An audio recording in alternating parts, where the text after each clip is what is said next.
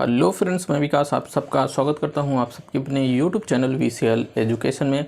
तो फ्रेंड्स, इस वीडियो में बात करने वाले हैं राज्य व्यवस्था में पंचायती राज के क्वेश्चन की। मतलब हमने इसके पहले जो वीडियो दिया है पंचायती राज का, पंचायती राज में हमने पूरी तरीके से अच्छी तरीके से पूरी तरीके से समझाया है। तो उन जो राज्य व्यवस्था में पंचायती राज जो वीडियो दिया है उसका कितना हमारा तैयार है, कितना नहीं तैयार है, तो उस चीज़ को हम देखेंगे इस वीडियो में। हम लाए हैं क्वेश्चन को, वन लाइनर क्वेश्चन है, उसके बाद ऑब्जेक्टिव क्वेश्चन है, उसके बाद पीसीएस लेवल का जो प्रीवियस ईयर में क्वेश्चन पूछे गए हैं राज्य व्यवस्था से, उन सारे 5-6 क्वेश्चन को हमने रखा है। तो चलिए आइए हम देखते हैं, अपने फर्स्ट वाले क्वेश्चन की तरफ से स्टार्ट करते हैं अपने सेशन को। और यदि आपने हमारे यूट्यूब चैनल को सब्सक्राइब नहीं किया है तो सब्सक्राइब कर दीजिएगा। तो चलिए अपने फर्स्ट वाले सेशन की तरफ से स्टार्ट करते हैं। फर्स्ट वाला हमारा क्वेश्चन क्या कह रहा है, देखो फर्स्ट वाला क्वेश्चन क्या कह रहा है, पंचायती राज या स्थानीय स्वशासन का जनक किसे कहा जाता है। पंचायती राज या स्थानीय स्वशासन का जनक किसे कहा जाता है, किनको कहा जाता है? लॉर्ड रिपन को पंचायती राज या स्थायी स्वशासन का जनक कहा जाता है। इन्होंने लोकल सेल्फ गवर्नमेंट की स्थापना कब की थी? 1882 में अपने यहाँ लोकल सेल्फ गवर्नमेंट की स्थापना की थी। और स्थानीय स्वशासन का जो विकास करने के लिए जो प्रस्ताव रखा गया था और उसको क्या करते हैं, मंजूरी देते हैं। और इन्होंने लोकल सेल्फ गवर्नमेंट की स्थापना की 1882 में। लॉर्ड रिपन को स्थानीय स्वशासन का जनक माना जाता है। आई होप कि ये क्वेश्चन आपको क्लियर हो गया होगा। और जो प्रस्ताव रखा गया था उसी प्रस्ताव को मैग्ना ऑफ कार्टा के भी नाम से जाना जाता है। ये क्वेश्चन यहाँ से आपको जितना भी चीज़ें हैं ये क्लियर हो गया होगा। इसके बाद जो क्वेश्चन किस तरीके से क्वेश्चन पूछा जा सकता है, सेकेंड वाला क्वेश्चन देख लो। सेकेंड वाला क्वेश्चन आपके पास है कि संविधान के किस भाग तथा अनुच्छेद, देखो संविधान के किस भाग तथा अनुच्छेद में पंचायती राज व्यवस्था का वर्णन है। भाग की बात करेंगे तो आपको भाग क्या लगाना है, कौन से भाग में? भाग 9 में। भाग 9 में क्या करता है कि पंचायती राज, संविधान के भाग 9 में पंचायती राज व्यवस्था का वर्णन। और ये कब जोड़ा गया था भाग 9 को, इसको कब रखा गया? 1992 जब हमारा 73वां संविधान संशोधन होता है उसके तहत भाग 9 को जोड़ा जाता है, उसमें पंचायती राज को रखा जाता है। और अनुसूची की बात करेंगे तो कौन सी अनुसूची में? 11वीं अनुसूची में रखा जाता है, 11वीं अनुसूची। और 11वीं अनुसूची में क्या कहा जाता है कि जो पंचायती राज के लिए कितने 29 विषय निश्चित किए गए थे। 29 विषय ये कहाँ से रिलेटेड थे? गांव से रिलेटेड थे। और उन 29 विषयों पर जो कानूनी क्षेत्र होगा वो किसका होगा? वो पंचायत का क्षेत्र होगा, पंचायत के अधिकार में आएगा। उसके बाद यहाँ देखो और क्वेश्चन क्या पूछा था, अनुच्छेद में पंचायती राज है, किस अनुच्छेद में है? तो ये अनुच्छेद है 243 से लेकर के 243 ओ तक है। मतलब अगर सिर्फ आपको देता है ऑप्शन में 243 तो आपको लगाना है कितना? आर्टिकल 243 लगाता है। और जो राज्य व्यवस्था स्थापित करने का, जब हमारा संविधान बना तो राज्य व्यवस्था स्थापित करने का राज्यों के ऊपर डिपेंड था, रख दिया था कि राज्य अपने यहाँ अपने तरीके से राज्य जो पंचायत है उसको स्थापित कर सकते हैं। तो वो किस चीज़ में है? वो आर्टिकल 40 के अंतर्गत रखा गया है। ग्राम पंचायत को अपने यहाँ कैसे विकास कर सकता है वो राज्य अपने यहाँ वो किस में रखा गया है? आर्टिकल 40 में रखा गया। आई होप कि यहाँ से आपको सारी चीज़ें क्लियर हो गई होंगी। इसके बाद हम चलते हैं अपने थर्ड वाले क्वेश्चन की तरफ और थर्ड वाला क्वेश्चन देखने का प्रयास करते हैं। तो थर्ड वाला क्वेश्चन क्या कह रहा है कि पंचायती राज व्यवस्था किस पर आधारित है। देखो पंचायती राज व्यवस्था किस पर आधारित है, तो ऐसा क्वेश्चन पूछता है तो आपको लगाना क्या है? पंचायती राज व्यवस्था आधारित है किस पे? लोकतांत्रिक विकेंद्रीकरण के ऊपर। लोकतांत्रिक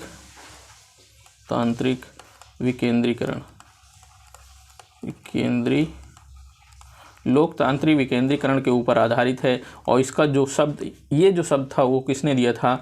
ये शब्द दिए थे बलवंत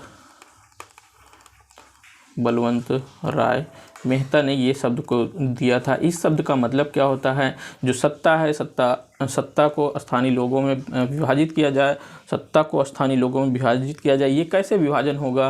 पंचायत राज की स्थापना करके। पंचायत राज की स्थापना कैसे की जाएगी? तो इन्होंने कहा त्रिस्तरीय पंचायती राज की स्थापना किया जाए। फिर क्या कहा गया? त्रिस्तरीय पंचायती राज व्यवस्था क्या होती है, कैसे होती है? तो इन्होंने कहा सबसे छोटे लेवल पर ग्राम पंचायत को रखा जाए, उसके बाद मध्य में ब्लॉक स्तर की पंचायत को रखा जाए, उसके बाद जिला स्तर की पंचायत को रखा जाए। आई होप कि यहाँ तक आपको सारी चीज़ें क्लियर हो गई होंगी। बलवंत राय मेहता जी ने इस शब्द को दिया था। लोकतांत्रिक मतलब पंचायती राज व्यवस्था किस पर आधारित है? तो इस क्या है, लोकतांत्रिक विकेंद्रीकरण अर्थात सत्ता को स्थानीय लोगों में विभाजित करने पर आधारित है। तो उसके बाद जो 4 नंबर का क्वेश्चन हमने रखा है, पंचायत का मुख्य उद्देश्य क्या था? पंचायत का मुख्य उद्देश्य था कि जो सत्ता है, सत्ता को स्थानीय लोगों में क्या करना, विभाजित करना, इसका मुख्य उद्देश्य था। आई होप कि 4 नंबर तक क्वेश्चन क्लियर हो गया होगा। इसके बाद हम चलते हैं अपने 5th नंबर के क्वेश्चन को जो हमने रखा है। 5th नंबर वाला क्वेश्चन क्या कह रहा है? 5th नंबर वाला क्वेश्चन और 6th नंबर वाला दोनों क्वेश्चन देखते हैं। क्या कह रहा है कि पंचायती राज व्यवस्था में पंचायत समिति किस स्तर पर काम करती है? देखो, पंचायत समिति किस स्तर पर काम करती है, किस स्तर पर पंचायत समिति होती है? फर्स्ट स्तर पर कौन होता है? ग्राम पंचायत होता है। सेकेंड स्तर पर ब्लॉक स्तर पर पंचायत होती है जो, और उसी ब्लॉक स्तर की जो पंचायत होती है उसको हम पंचायत समिति के नाम से जानते हैं। उसके बाद थर्ड स्तर पर जिला परिषद होता है जो जिला पंचायत अर्थात जिला परिषद के नाम से जाने जाते हैं। जिला लेवल की जो पंचायत होती है, तो इसको सेकेंड स्तर, कितना सेकेंड स्तर आपको लगाना है, सेकेंड लेवल की। कौन सी? सेकेंड लेवल की। ये क्या है, पंचायती राज व्यवस्था में इसका लेवल कैसे रहा है? Second level. पहले पे कौन? पहले ग्राम पंचायत, सेकेंड पे कौन? पंचायत समिति जो ब्लॉक स्तर पे, उसके बाद जो सबसे ऊपर होगी वो जिला परिषद और जिला लेवल की होगी। आई होप कि यहाँ तक क्लियर हो गया। और 6 नंबर वाले क्वेश्चन की तरफ चलते हैं।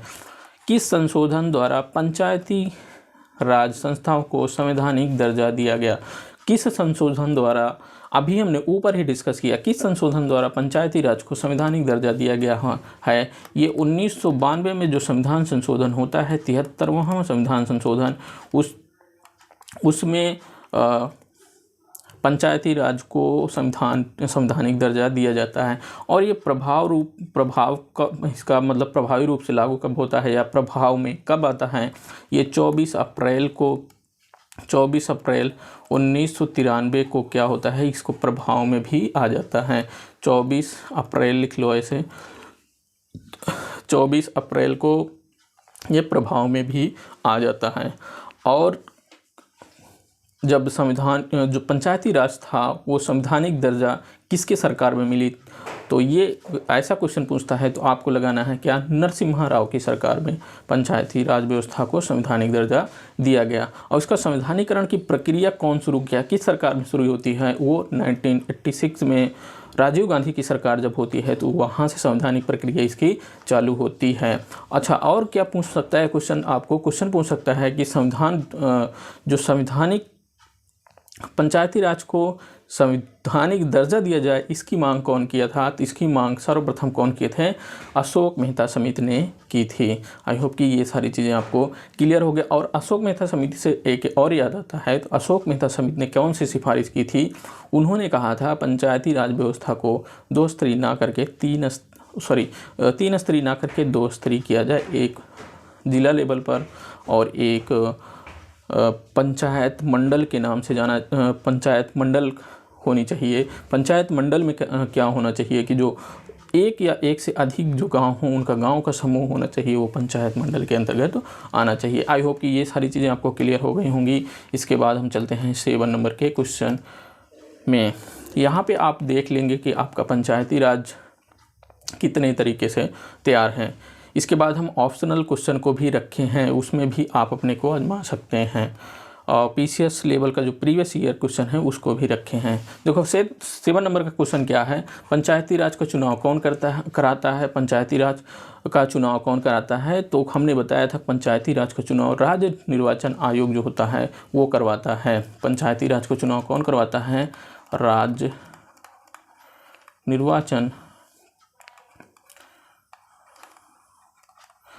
निर्वाचन आयोग का ये काम होता है, ये करवाता है।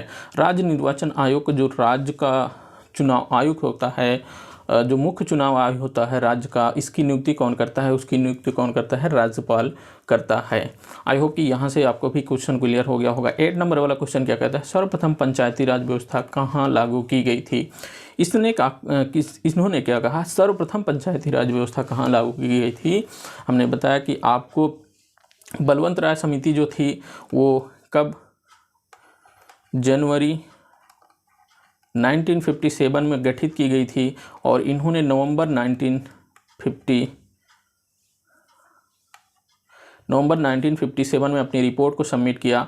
उसके बाद इनकी रिपोर्ट को 1958 को स्वीकार कर लिया जाता है और स्वीकार करने के बाद 2 अक्टूबर 1959 को पंडित जवाहरलाल नेहरू उस समय प्राइम मिनिस्टर रहते हैं और उन्होंने पंचायती राज व्यवस्था का सर्वप्रथम स्थापना कहाँ करते हैं? राजस्थान में करते हैं। कहाँ? राजस्थान में। कहाँ? राजस्थान में कहाँ? नागौर जिले में। नागौर जिला में। आई होप कि ये चीज़ें क्लियर हो गई होंगी। इसके बाद कहाँ होता है? इसके बाद होता है आंध्र प्रदेश में। इसके बाद जो पंचायत की स्थापना होती है वो कहाँ होती है? आंध्र प्रदेश में। सेकेंड नंबर पे कहाँ होगी? आंध्र प्रदेश में। उसके और यहाँ पे क्वेश्चन और क्या बनता है? जो 2 स्तरीय पंचायती राज को अपनाया कौन था? 2 स्तरीय पंचायती राज को अपनाया था तमिलनाडु। 3 स्तरीय पंचायती राज राजस्थान ने अपनाया था और 4 स्तरीय पंचायती राज कौन अपनाया था? वो पश्चिम बंगाल ने अपनाया था। क्यों अपनाया था? क्योंकि ये चीज़ें किसके ऊपर? राज्यों के ऊपर छोड़ दी गई थी और इसी कारण है कि जो 1985 में समिति जीविका राज समिति होती थी उन्होंने कहा कि पंचायती राज क्या है? जड़ की घास है। आई होप कि ये सारी चीज़ें आपको क्लियर हो गई होंगी। तो पंचायती राज व्यवस्था का सर्वप्रथम कहाँ स्थापना की गई थी? राजस्थान के नागौर जिले में इसकी स्थापना की गई थी। तो चलिए अपने 9 नंबर वाले क्वेश्चन की तरफ चलते हैं। 9 नंबर वाला क्वेश्चन देखने का प्रयास करते हैं। 9 नंबर वाला क्वेश्चन क्या कह रहा है कि देश के सामाजिक व सांस्कृतिक उत्थान के लिए कौन सा कार्यक्रम चलाया गया था? देश के सामाजिक और सांस्कृतिक उत्थान के लिए जो कौन सा कार्यक्रम चलाया गया था जो कि जनता तक पूरी तरीके से नहीं पहुंच पाता था? इसमें सत्ता का क्या था? हस्तक्षेप था। इसमें क्या था? सत्ता का हस्तक्षेप था। उसके बाद उस कार्यक्रम की जांच करने के लिए वो कितनी तरीके से अपने कार्यों में सफल हुई है या नहीं सफल हुई है उनकी जांच करने के लिए बलवंत राय समिति की अध्यक्षता बलवंत राय समिति की गठन किया गया था। तो ये कौन सा कार्यक्रम चलाया जा रहा था? ये कार्यक्रम चलाया जा रहा था सामाजिक विकास कार्यक्रम जो 1952 को सामाजिक विकास कार्यक्रम और सामाजिक सांस्कृतिक विकास कार्यक्रम और क्या था? और एक 1953 में कौन सा कार्यक्रम था? और राष्ट्रीय विस्तार सेवा कार्यक्रम। 2 कार्यक्रम चलाए जा रहे थे जो सामाजिक सांस्कृतिक उत्थान के लिए थे। तो यहाँ सामाजिक सांस्कृतिक उत्थान के लिए बात करेंगे तो आप यही वाला लगा देंगे तो कोई दिक्कत नहीं है। जो सामाजिक सांस्कृतिक कार्यक्रम मतलब सामाजिक उत्थान के लिए जो कार्यक्रम चलाए जा रहे थे मतलब यहाँ से आपको ये चीज़ें क्लियर हो गई होंगी। ये कब चलाया जा रहा था? ये जब चलाया जा रहा था 1992 में ये चलाया जा रहा था। इसी की जांच कौन करते हैं? बलवंत राय मेहता जी ने करते हैं। तो आइए हम 10 नंबर वाले क्वेश्चन की तरफ देखते हैं। 10 नंबर वाला क्वेश्चन हमारा क्या है? 10 नंबर वाला क्वेश्चन क्या है कि किसकी सिफारिश पर भारत में पंचायती राज व्यवस्था की स्थापना की गई थी? किन्होंने सिफारिश की थी? उसके बाद पंचायती राज व्यवस्था की स्थापना की गई। भले ही पंचायती राज व्यवस्था उस समय क्या संविधान में शामिल ना किया गया हो लेकिन पंचायती राज की स्थापना कर दी गई थी। वो कौन सा समिति थी? वो समिति थी बलवंत राय मेहता समिति। बलवंत राय मेहता समिति की सिफारिश पर ये पंचायती राज व्यवस्था की स्थापना की गई थी। ये कहाँ की गई थी? राजस्थान के नागौर जिले में की गई थी। 2 अक्टूबर 1959 को की गई थी। उस समय प्रधानमंत्री कौन रहते हैं? उस समय प्रधानमंत्री रहते हैं पंडित जवाहरलाल नेहरू।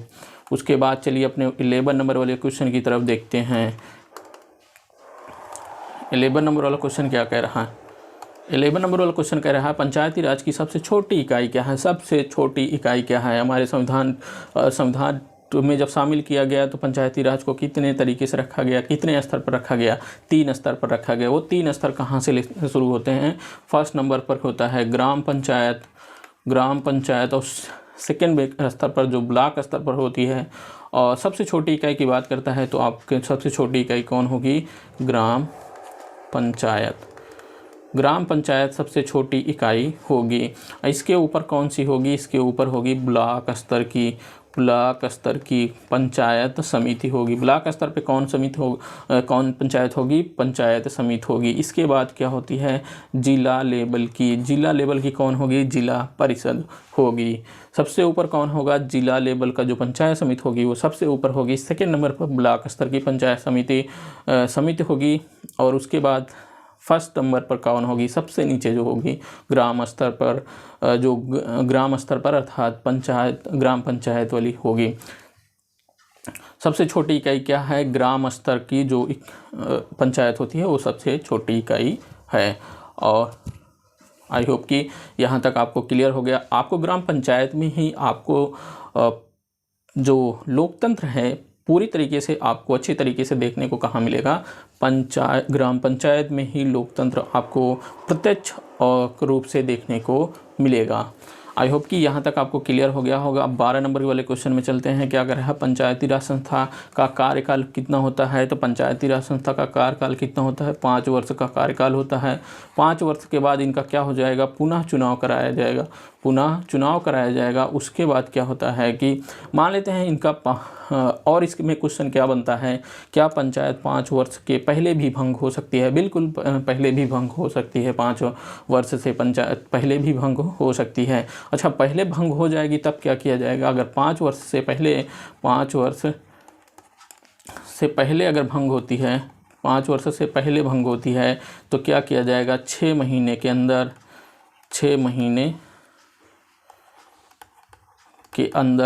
पुनः चुनाव कराया जाएगा।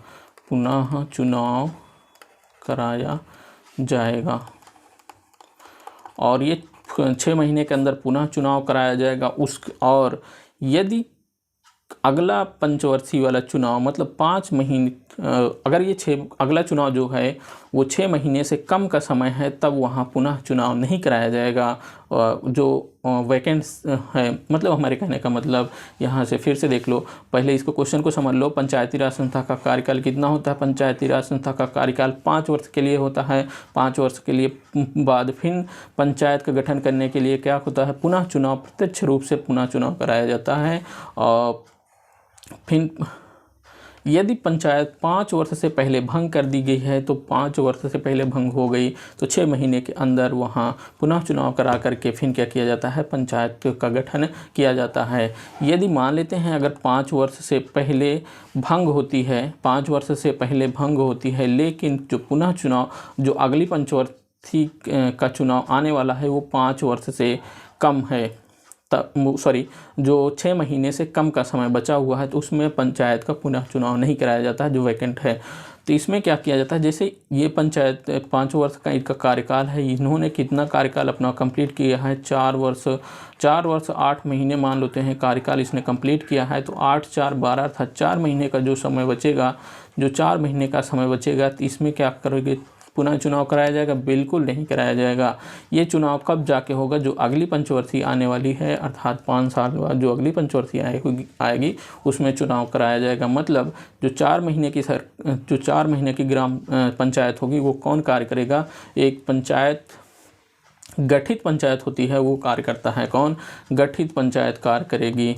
गठित पंचायत जो 4 महीने का समय होगा उसमें गठित पंचायत काम करेगी। आई होप कि ये सारी चीज़ें आपको क्लियर हो गई होंगी। तो इसके बाद हम चलते हैं 13 नंबर वाले क्वेश्चन की तरफ। 13 नंबर वाला क्वेश्चन हमारा क्या कह रहा है, 13 नंबर वाला क्वेश्चन क्या कह रहा है, पंचायती राज व्यवस्था को 2 स्तर पर रखने की सिफारिश किस समिति ने की थी। द्विस्तरीय पंचायती राज व्यवस्था की स्थापना करने का, द्विस्तरीय पंचायती राज की स्थापना करने का सिफारिश किसने की थी, इन्होंने कौन किया था, ये की थे अशोक मेहता समिति ने, अशोक मेहता समिति।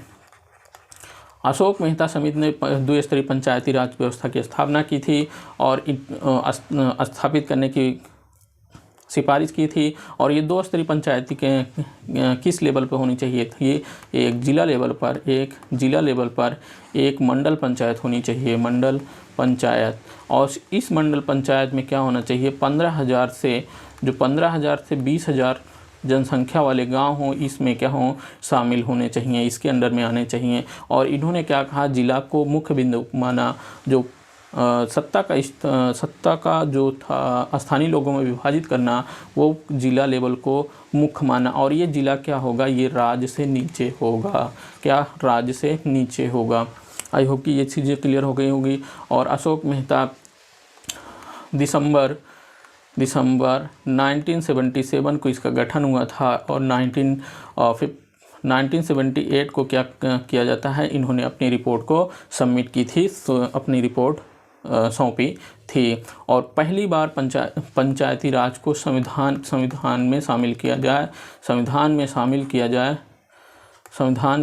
किया जाए, उसकी सिफारिश कौन की थी? अशोक मेहता समिति ने की थी। इतने तरीके से आपको क्वेश्चन पूछे जा सकते हैं। आई होप कि ये चीज़ें क्लियर हो गई होंगी। ये सारी चीज़ों को हमने कल ही जो इसके पहले वीडियो दिया है वो उसमें हमने बताया है। उसके बाद 14 नंबर का जो क्वेश्चन है उसकी तरफ देखते हैं। 14 नंबर क्या कह रहा है? पंचायती राज के चुनाव के लिए उम्मीदवारों की आयु कितनी होनी चाहिए? पंचायती राज चुनाव के लिए जो व्यक्ति पंचायती राज का चुनाव लड़ता है उसके लिए न्यूनतम उम्र कितनी होनी चाहिए? 21 वर्ष की न्यूनतम उम्र होनी चाहिए।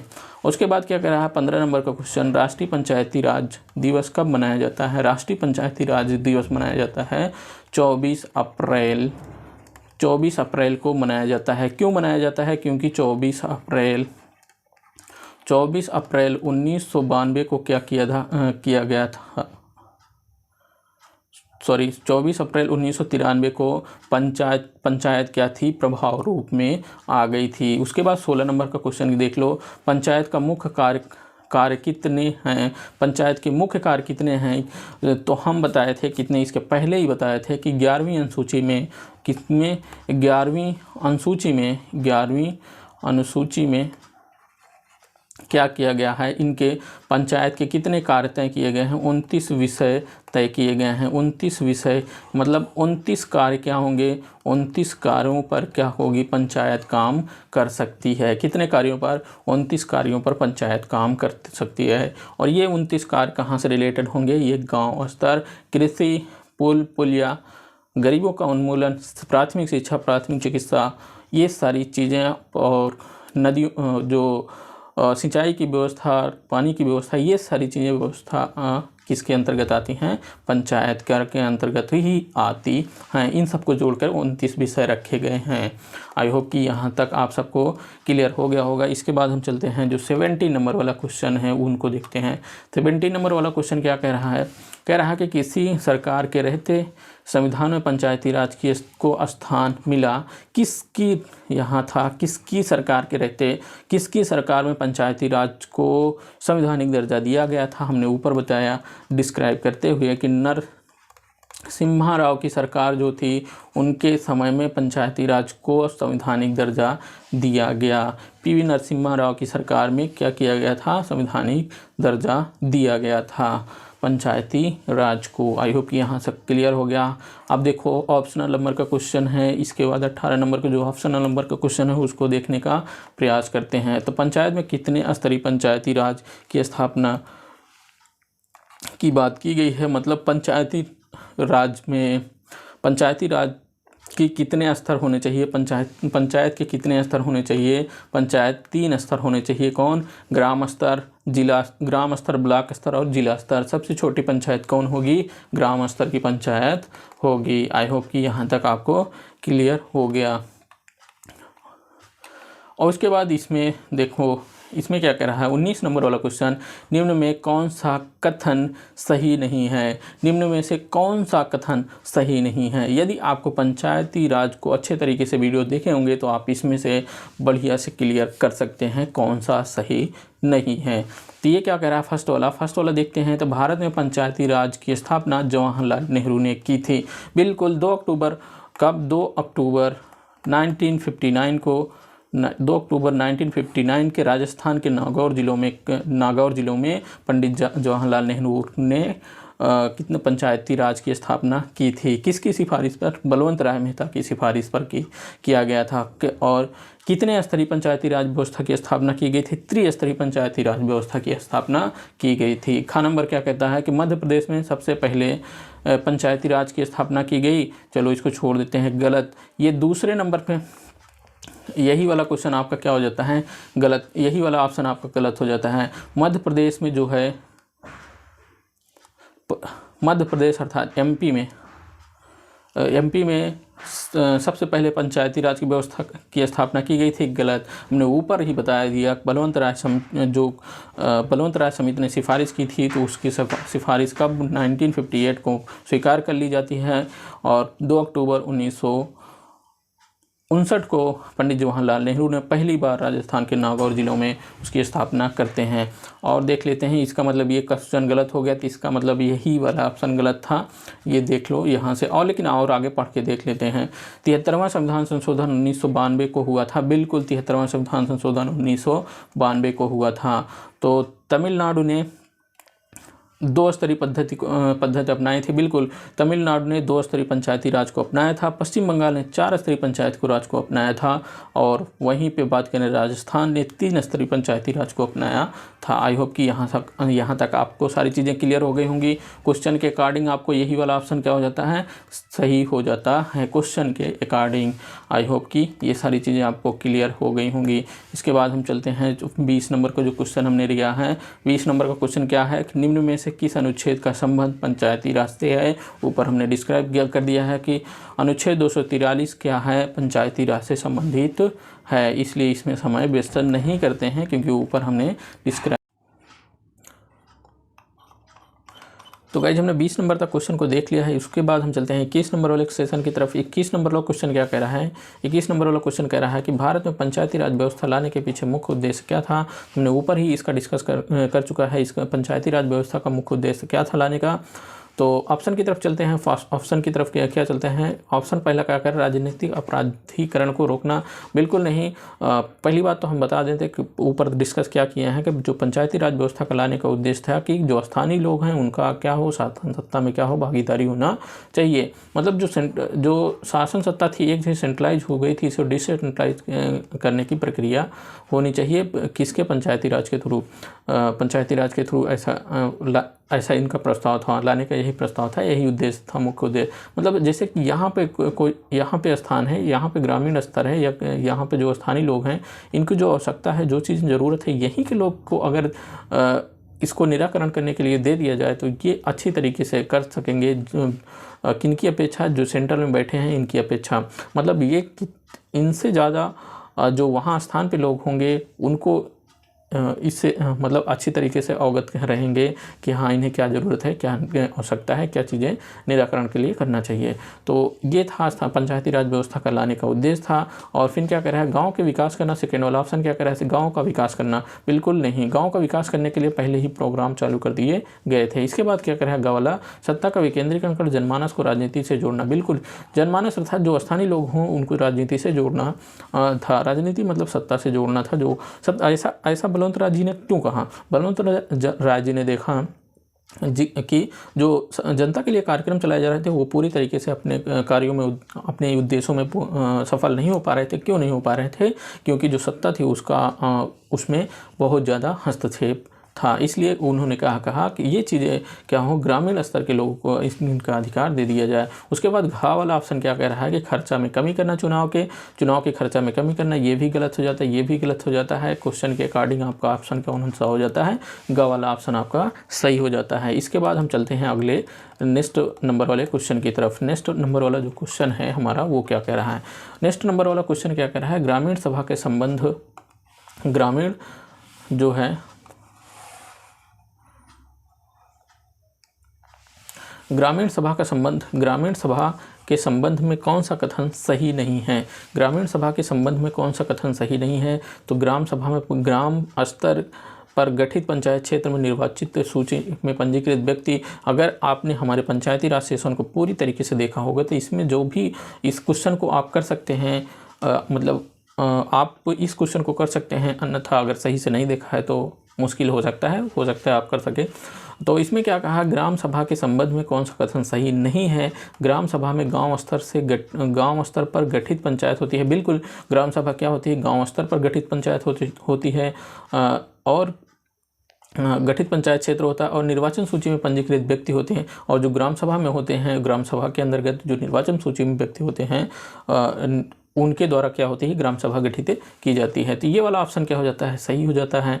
और यह पंचायत क्षेत्र के पंजीकृत मतदाताओं का एक ग्राम स्तरीय सभा होती है। बिल्कुल, ये ऊपर वाला ही नीचे कह रहा है। तो इसकी शक्तियां विधानमंडल द्वारा निर्धारित की जाती हैं। विधानमंडल कहाँ आता है, विधानमंडल आपका आता है राज्य में। और पंचायती राज क्या होता है, राज सूची का विषय होता है। तो इसमें राज्य ही अपना कानून बना सकती है, मतलब राज्य ही अपना इसको निर्धारित कर सकती है कि हाँ इन्हें क्या करना है। इनकी शक्तियों का निर्धारण कौन करेगा, राज्य ही करता है। उसके बाद क्या होता है, यह वही कार्य कर सकती है जो केंद्र सरकार द्वारा निर्धारित की जा सकती है। ये गलत ऑप्शन आपका क्या हो जाता है, गलत हो जाता है। देखो, केंद्र सरकार वहाँ पे अपना कानून बना सकती है, जैसे संघीय सूची है, संघीय सूची में क्या करेगी, केंद्र वहाँ पे कानून बनाएगी। जबकि पंचायती राज सूची का विषय है, तो यहाँ पे राज्य जो है राज्य में क्या, विधानमंडल इसका निर्धारण करती है। आई होप कि ये चीज़ें आपको क्लियर हो गई होंगी। अच्छा, समवर्ती सूची और संघ सूची और राज्य सूची की अगर बात करें तो समवर्ती सूची में दोनों और सेंटर और राज्य दोनों कानून बना सकती हैं। और पंचायती राज सूची में क्या होता है, राज्य कानून बना सकता है। जबकि संघ सूची में क्या होता है, केंद्र कानून बना सकता है, केंद्र कानून बनाता है। और समवर्ती सूची की बात करें तो जहाँ पे राज सूची कानून बनाया हो गया, अगर वहीं पे सेंटर का गवर्नमेंट क्या करती है कि अपना कानून बनाती है, तो राज्य सूची के कानून को ना मान करके केंद्र सरकार के कानून को मानना पड़ता है। आई होप कि ये सारी चीज़ें आपको क्लियर हो गई होंगी। इसके बाद हम चलते हैं नेक्स्ट वाले क्वेश्चन की तरफ। नेक्स्ट वाला क्वेश्चन हमारा क्या है, 33 नंबर का क्वेश्चन है। नेक्स्ट 33 नंबर का क्वेश्चन क्या कर रहा है, पंचायतों में सभी स्तरों पर महिलाओं के लिए कितने पद आरक्षित किए गए हैं। पंचायतों के सभी स्तरों की महिलाओं के लिए कितने कुल जो पद होते हैं, कुल पदों का 1/3 हिस्सा किसके लिए, महिलाओं के लिए आरक्षित किया जाता है। और वहीं बात करें आरक्षण की, अनुसूचित जाति और अनुसूचित जनजाति के लिए भी आरक्षण की व्यवस्था हर एक राज्य करता है। इसका बाध्यकारी प्रावधान है वो राज्यों का किस आधार पर करेगा, वहाँ राज्य में जितनी जनसंख्या होगी उस जनसंख्या के आनुपातिक दृष्टि के आधार पर करता है। आई होप कि ये भी क्लियर हो गया होगा आपको। उसके बाद हम चलते हैं नंबर 4 वाले क्वेश्चन की तरफ। 4 वाला क्वेश्चन क्या कह रहा है, हमने इस सेशन में क्या, इसके बाद हम जो 27 क्वेश्चन होगा, 27 नंबर के क्वेश्चन के बाद हमने PCS लेवल के भी क्वेश्चन को रखा हूँ। देखो 24 नंबर वाला क्वेश्चन क्या कह रहा है, 24 नंबर में ऑप्शन नहीं दिया है, पंचायती राज किस सूची का विषय है। तो ऊपर ही हमने डिस्कस कर चुका है, पंचायती राज क्या है, राज सूची का विषय है। किसका, राज सूची का विषय कौन है, पंचायती राज है। आई होप कि ये चीज़ें क्लियर हो गई होंगी। उसके बाद हम चलते हैं अपने नेक्स्ट वाले क्वेश्चन की तरफ। नेक्स्ट वाला क्वेश्चन क्या है, 25 नंबर का क्वेश्चन। 25 नंबर का क्वेश्चन क्या कह रहा है कि पंचायती राज संस्थाओं को निम्न स्तर पर कौन है, मतलब सबसे नीचे स्तर की पंचायत कौन सी होती है, सबसे नीचे स्तर की कौन सी पंचायत होती है, ग्राम सभा व पंचायत। ग्राम पंचायत जो होती है वो क्या होती है, नीचे स्तर की पंचायत होती है। और सबसे ऊपर की कौन पंचायत होती है, जिला परिषद होती है। जो जिला पंचायत होती है, जिला परिषद के नाम से जाना जाता है। जिला लेवल की जो पंचायत होती है वो सबसे ऊपर होती है। उसके नीचे क्या होती है, ब्लॉक स्तर की पंचायत समिति होती है जो वो होती है। उसके नीचे सबसे नीचे कौन होती है, ग्राम सभा की होती है। आई होप कि ये चीज़ें आपको क्लियर हो गई होंगी। उसके बाद हम चलते हैं नेक्स्ट वाले क्वेश्चन की तरफ। नेक्स्ट वाला क्वेश्चन क्या कह रहा है कि पंचायतों के द्वारा कौन सा कर वसूला जाता है, पंचायतों के द्वारा कौन सा कर वसूला जाता है, पंचायतों को स्थानीय व मेलों का कर वसूला जाता है। ये इसको हम थ्योरी वाले सेशन में कर चुके हैं। आई होप कि ये सारी चीज़ें आपको क्लियर होती हुई चल रही होंगी। उसके बाद 27 नंबर वाला क्वेश्चन जो है, 27 नंबर वाला क्वेश्चन क्या कर रहा है, निम्नलिखित में से कौन पंचायती राज के 3 स्तरीय व्यवस्था के अंतर्गत नहीं आता है। मतलब त्रिस्तरीय पंचायत को कितने स्तर पर रखा गया है, पंचायत को 3 स्तर पर बांटा गया है। कौन, जिला स्तर, ब्लॉक स्तर और ग्राम स्तर पर। जिला स्तर, ब्लॉक स्तर और ग्राम स्तर का। जिला स्तर तो ये दिया गया है, ग्राम स्तर भी दिया गया है। प्रखंड स्तर को क्या कहते हैं, ब्लॉक स्तर के भी नाम से जाने जाते हैं, ब्लॉक स्तर। ब्लॉक स्तर की बात देखो एक चीज़ ये यहाँ पे प्रखंड स्तर घुमा दिया है, अब इसको क्या कहेंगे, ब्लॉक स्तर के नाम से जाना जाता है। और यहाँ जो तहसील स्तर है यही को हम त्रिस्तरीय व्यवस्था में नहीं आती है। तो कौन सी हो गई, ये वाली आपका क्वेश्चन के अकॉर्डिंग ये आधा वाला ऑप्शन आपका क्या हो जाता है, सही हो जाता है। और इसके बाद हम चलते हैं इसके, हाँ अब ये क्वेश्चन जो आ गया, ये क्वेश्चन कहाँ पीसीएस के प्री में पूछा गया क्वेश्चन है, जो प्रीवियस ईयर क्वेश्चन पेपर था वहाँ से मैंने उठाया है। तो ये देखो क्या कह रहा है कि भारत के संविधान की किस अनुसूची में भारत के संविधान की 11वीं अनुसूची में कितने विषय रखे गए हैं। भारत के संविधान में 11वीं अनुसूची में कितने विषय रखे गए हैं, 29 विषय रखे गए हैं। ये 29 विषय किससे रिलेटेड होंगे, पंचायती राज से रिलेटेड। और पंचायती राज में कितने विषय रखे गए हैं, 29 विषय रखे गए हैं। और ये किसके क्षेत्र के अंतर्गत आएंगे, ये आएंगे पंचायती क्षेत्र के अंतर्गत। और ये कि और इन पे अधिकार का कानूनी क्षेत्र किसका होगा, ये पंचायत का कानूनी क्षेत्र अधिकार होगा। आई होप कि ये क्लियर हो गया होगा। 70 नंबर का क्वेश्चन देखो, प्रीवियस ईयर जो पीसीएस में पूछा गया है, भारत में राष्ट्रीय पंचायती राज दिवस मनाया जाता है। भारत में पंचायती राज दिवस कब मनाया जाता है, 24 अप्रैल को मनाया जाता है। 24 अप्रैल को क्यों मनाया जाता है, क्योंकि जो पंचायती राज था, जो पंचायत थी वो 24 अप्रैल 1993 को क्या हुई थी, प्रभाव में रूप में आ गई थी। 1992 73वें संविधान संशोधन के तहत संविधान में इसको शामिल किया गया था और 24 अप्रैल 1993 को यह प्रभाव रूप से लागू होती है। आई होप कि ये भी चीज़ें आपको क्लियर हो गई होंगी। आप देख रहे होंगे अगर हमारे सेशन को लिए होंगे तो जो पीसीएस लेवल के क्वेश्चन है वो भी आपको क्लियर होते चलेंगे। आई होप कि ये चीज़ें आपको क्लियर हो गई होंगी। इसके बाद हम चलते हैं अपने नेक्स्ट वाले क्वेश्चन की तरफ। नेक्स्ट वाला जो पीसीएस में क्वेश्चन पूछा गया है उसकी बात करेंगे। नेक्स्ट वाला क्वेश्चन क्या पूछा गया है कि निम्नलिखित में से किसे भारत में स्थानीय स्वायत्त शासन का जनक कहा जाता है, मतलब स्थानीय स्वशासन का जनक किसे माना जाता है उसकी बात कर रहा है। तो उसकी बात कर रहा है कि इसको लॉर्ड रिपन को माना जाता है। इसको हमारा पहला ही क्वेश्चन जो 1 लाइनर का क्वेश्चन था उसमें ही रखा हूँ, और जो मैंने थ्योरी का सेशन ले रहा तो उसमें शुरू में ही बताया था स्थानीय स्वशासन मतलब कैसे कैसे क्वेश्चन बन सकते हैं, उन सारी चीज़ों को मैंने अपने थ्योरी वाले ही सेशन में बताया हूँ। तो इसमें कौन सा ऑप्शन हो जाता है आपको, जो डी वाला ऑप्शन हो जाता है वो सही हो जाता है। लॉर्ड रिपन इन्होंने क्या किया था, 1882 में लोकल सेल्फ गवर्नमेंट की स्थापना की थी। और जो प्रस्ताव आया था जो स्थानीय स्वशासन का विकास करने के लिए, जो पंचायतों को विकास करने के लिए जो स्थानीय स्वशासन का प्रस्ताव आया था उसको क्या कहते हैं, उस प्रस्ताव को मैग्ना ऑफ कार्टा के भी नाम से जाना जाता है। आई होप कि ये चीज़ें आपको क्लियर हो गई होंगी। इसके बाद हम चलते हैं अपने नेक्स्ट वाले सेशन की तरफ चलते हैं। नेक्स्ट वाले क्वेश्चन की तरफ। पीसीएस में जो नेक्स्ट वाला क्वेश्चन पूछा गया है उसकी बात करें। पंचायती राज का मुख्य उद्देश्य क्या था, पंचायती राज का मुख्य उद्देश्य क्या था।